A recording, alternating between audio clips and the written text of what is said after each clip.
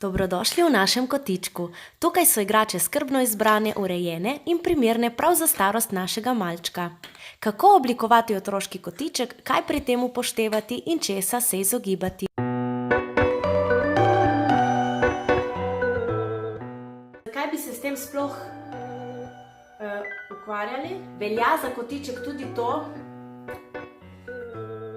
tam bi bile vse igrače pospravljene, njegova igra bi bila zelo pomembno pri da niso nikoli več, te igrače bodo še kako prišli, in kar naenkrat.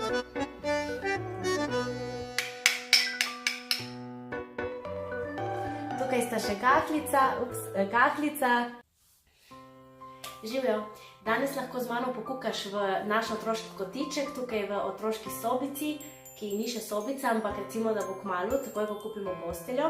In odločila sem se, da ti pokažem, na kakšen način smo mi uredili otroški kotiček v tej sobici, na kaj sem bila pri urejanju pozorna, kaj v tem kotičku se mi na primer ne zdi najbolje in kaj sem nalašč tukaj nastavila, samo zato, da vam povem, zakaj ni to v redu. Jaz vam bom dala par predlogov, ki jih lahko tudi sami doma upoštevate.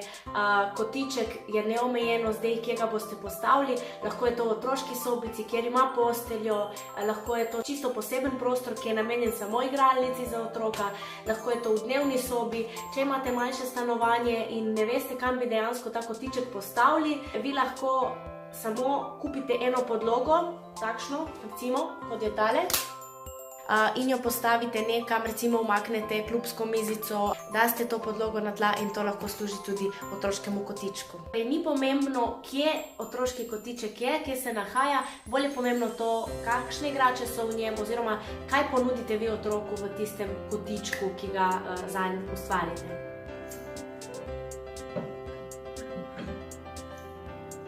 Zakaj bi poudarjali, kako pomembno je, da ustvarimo otroški kotiček? Zakaj je zelo pomembno, da vključimo otroka, ki je malo starejši, da nam pomaga pri tem urejanju, da pripada vsemu temu procesu in da je on zraven, ker s tem spodbujamo njegovo pripadnost, krepimo njegovo samozavest in seveda vplivamo na njegov značaj, ki bo še kako zelo pomemben, ko bo šel v šolo in potem tudi v kasnejšem obdobju. Zakaj na primer ne bi samo vseh igrač, ki jih otrok dobi ali mu jih mi kupimo, pospravili v eno ali dve večji škatli, jih dali v omaro ali pa v nek kot, ki ga bomo namenili recimo otroški igri. In ko bi se otrok z njimi želel igrati, bi pač svobodno šel tja, se z njimi igral in potem bi jih najverjetneje mi pospravili nazaj. V njem morajo biti samo igrače, ki sta jih skupaj z otrokom, ko sta tale kotiček ustvarjala, izbrala, da bojo tam vse ostale igrače, ki niso prišle v ožji izbor za v kotiček, pa lepo lahko pospravite v take škatle in jih date nekam na mesto, kjer ga otrok ne bo niti dosegel, niti videl in tja jih spravite takrat, ko otroka ne bo zraven. Lahko bi rekla, da jih skrite. To ne pomeni, da te igrače nikoli več ne bodo zanimive, da nikoli več ne bodo prišle prav, ampak ravno obratno, če boste igrače pospravili, jih nekaj mesecev ne boste tikali, jih bo otrok pozabil in čez par mesecev, kadar jih boste slučajno zneli z omare in mu jih pokazali, bodo dosegle takšen učinek, kot da bi mu dejansko kupili novo igračo. To je definitivno za poskusiti in potem mi povejte, kako se je to tudi obneslo. Jaz kar predlagam, da mi pokukamo v ta naš kotiček, da vam dam par predlogov, da vam pokažem, kako smo ga mi strukturirali, katere igrače smo trenutno izbrali v tem tednu, v tem mesecu za našo igro in pa spotoma vam povem še vse, kar je pomembno in kar pride zraven. Moj otrok je že... In tukaj smo. Mi smo za naš otroški kotiček izbrali takšno omarico s poličkami, ki so zelo pregledne, meni se zdijo zelo uporabne, na njih lahko zložimo različne vrste igrač in to, kar smo poskrbeli, da so to igrače, ki trenutno koristijo stopnje razvoja mojega fanta. Poličke oziroma otroški kotiček mora biti otroku dostopen, dobiti mora občutek, da je on gospodar, da se sam lahko odloča in pa je seveda pri tej svoji igri lahko zelo ustvarjalen. Tale zgornja polička, kot zdaj opažate tudi sami, trenutno ni namenjena igri in trenutno ga na taki visoki polički stvari ne zanimajo. razen kadar želi kaj potegniti dol, ne? Tako da to je zdaj pritrjeno od zadaj za poličko. Tako da ne bomo se zdaj posvečali temu zgornjemu delu, ampak bomo šli kar sem, kjer ima otrok trenutno dostop. Če pokukamo na tole prvo poličko, ta je trenutno rezervirana za vse knjige iz knjižnice, če želi to možnost, da jih zname dol in mu jih takrat tudi sama malo preberem, tisti kratek čas, dokler ima zanimanje. Vam pa v kratkem naredim tudi video, kjer vam predstavim tele knjige z zanimivo, poučno in ekološko vsebino. Tukaj spodaj je želva, ki ima zelo mehke kocke v sebi. Tele kocke so namenjene sestavljanju, so zelo mehke, lahko jih vržemo tudi v pralni stroj oziroma jih uporabljamo za sestavljanje stolpcev in drugih različnih oblik. Prejšnji teden je bila tukaj recimo vreča z storži, ki so pri nas zelo uporabni in zelo aktualni. In smo te storže prestavljali iz ene škatle v drugo in to smo lahko delali tudi pol ure. Še ena polička s knjigami, tokrat gor knjige bolj primerne za mojega fanta oziroma bolj zanimive. Velikokrat izbere prav te knjige, si jih nese k mizi, jih sam prelista, s tem razvija fino motoriko, skupaj lahko pogledava tudi sličice, jih poimenujem, on ponovi za mano in pa ja, tukaj jih potem tudi pospraviva. Pospravljanje je prav tako pomembno, oziroma da pokažemo otroku, da nekatere igrače spadajo točno sem in da smo potrpežljivi, si vzamemo čas in na koncu tudi skupaj z njim te stvari pospravimo. Instrumenti. Tudi instrumenti so taka zelo aktualna stvar trenutno pri nas, seveda komu pa niso všeč.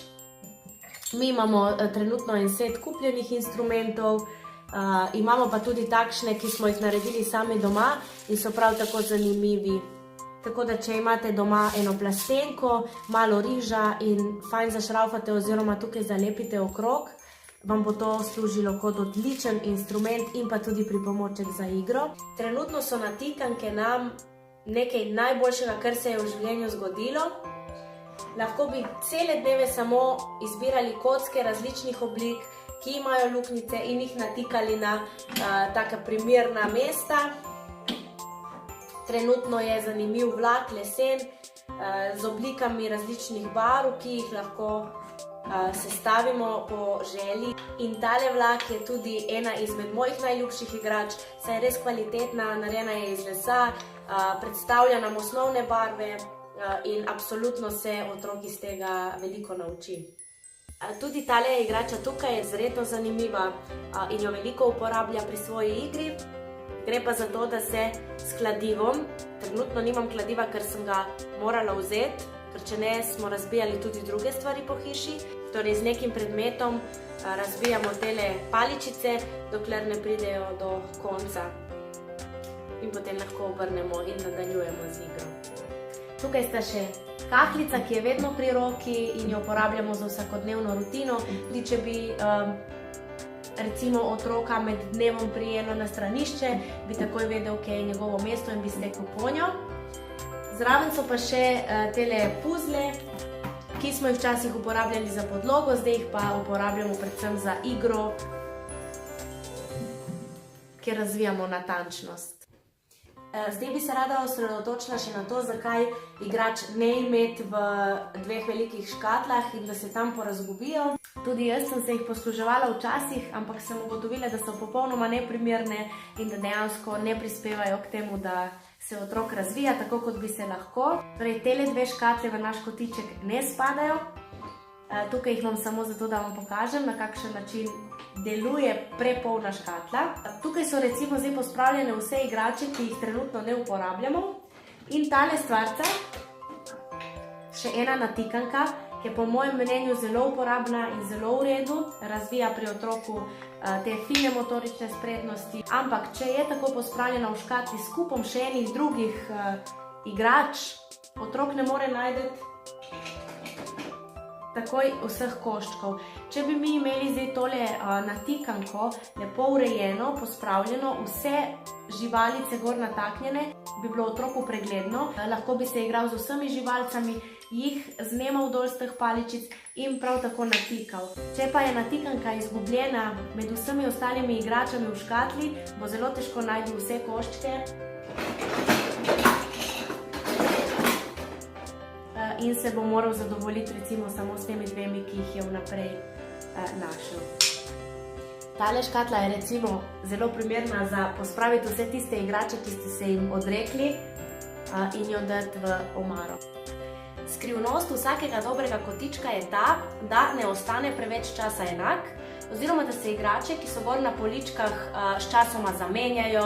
Ko mislite, da je čas za preurejati kotiček, oziroma kadar se odločite, da ga boste malo spremenili, ni nujno, da zdaj vse igrače iz kotička vržete drugam in date vanj nove. Lahko zamenjate samo recimo dve polički, kjer vidite, da igrače niso zanimive in date tja nekaj novega, nekaj drugega. Mogoče otrok tudi dobi kakšno novo igračo, pa ta igrača lahko takoj najde mesto v kotičku. Skrbno načrtovan in strukturiran kotiček bo dejansko poskrbel, da se bo otrok v njem igral dlje časa, da bo pri igri užival, ker igrače ne bodo vedno enake, ker bodo igrače notri postavljene točno glede na njegove zmožnosti.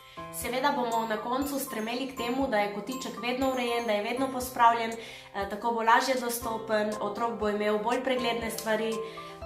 Vsekakor bi pa tukaj omenila še to, da sami nismo popolni, od otroka tudi ne smemo pričakovati, da je popoln, tako da kotiček ne bo vedno urejen, včasih bo notri zmeda. Naj nas to ne skrbi. Da ne pozabim še to, rada bi vas povabila, da spodaj komentirate, da napišete, kakšen kotiček imate vi, česa se vi poslužujete, katere igrače so vam najbolj zanimive, kako se odreže to, da nekatere igrače pospravite, pa jih čez nekaj mesecev date nazaj.